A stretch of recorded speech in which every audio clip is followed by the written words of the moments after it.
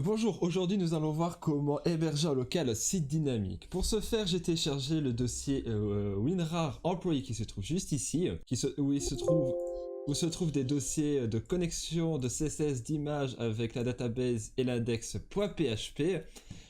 Vous allez devoir installer et télécharger Membre, XAMPP ou WAMP. Pour ma part, ce sera XAMPP, ainsi qu'un éditeur de code comme Atom, comme Sublime Text ou autre. Donc, une fois que tout ça a été fait, vous devez lancer le XAMPP. Donc, pour moi, ce sera XAMPP. Vous allez devoir lancer le serveur Apache et le serveur MySQL. Vous devez avoir les deux modules qui soient mis en vert, obligatoirement, sinon ceci ne pourra pas fonctionner. Une fois que vous avez fait ça, le dossier employé que vous avez téléchargé précédemment, vous allez devoir aller dans les dossiers XAMPP et le mettre dans le dossier htdocs. Ça sera le dossier local de votre serveur local de votre ordinateur. Et le dossier se trouve là, je l'ai déjà mis. Comme ça, c'était déjà fait. Et une fois qu'on a mis le dossier en local, dans le dossier htdocs, vous devez aller sur votre navigateur et aller sur php-myadmin. Donc logiquement, si vous n'êtes pas encore dessus, vous faites un localhost.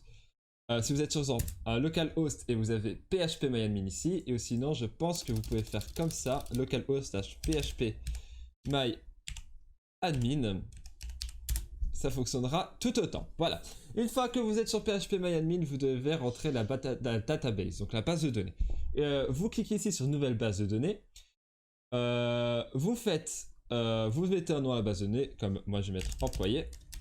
Voilà. Vous créez la base de données. Une fois que la base de données est créée, vous voyez ici à gauche qu'elle a été créée. Vous allez au-dessus, vous allez dans importer. Vous allez devoir importer la base de données qui se trouve dans votre localhost. Donc, sur votre htdocs, pardon. Vous faites choisir un fichier. Vous allez dans le dossier de base, donc le dossier XAMPP, MAMP ou WAMP.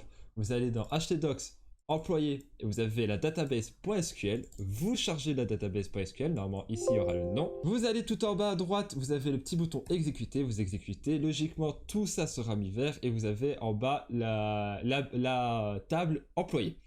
Une fois que tout ça a été fait, vous allez devoir aller dans votre dossier Atom, dans votre éditeur de code. Vous devez obligatoirement introduire votre dossier employé dedans. Donc moi j'ai déjà fait, donc vous faites juste un clic et glisser et il sera mis dedans. Vous ouvrez le dossier employé et vous avez un dossier connexion. Dans le dossier connexion, il va falloir rentrer l'hostname, la database, l'username et le password. Le l'hostname, bien sûr, comme on est en local, ça sera localhost. Le nom de la database, comment elle s'appelle, ici, vous allez retrouver justement ici le nom, c'est employé. Donc employees. L'username, ça sera toujours root. Si vous êtes sur...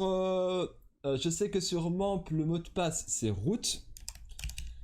Mais moi, je suis sur XAMPP, donc il n'y a pas de mot de passe. Donc, vous enregistrez le dossier, vous faites CTRL-S, ou CTRL-S si vous êtes sur Mac. Vous allez dans votre navigateur. Une fois que vous êtes dans votre navigateur, logiquement, si vous avez ouvert votre fichier, avant de mettre la database, vous aurez ceci. On va revenir en arrière. Logiquement, vous allez avoir ceci. Donc le chemin relatif, c'est localhost / le dossier du site en question. Donc vous aurez rien. Une fois que vous avez rentré les données, route et rien, logiquement, vous rafraîchissez la page et le site sera directement mis en ligne sur votre serveur et sera bien sûr fonctionnel. Donc voilà. Ça sera à la fin de cette vidéo.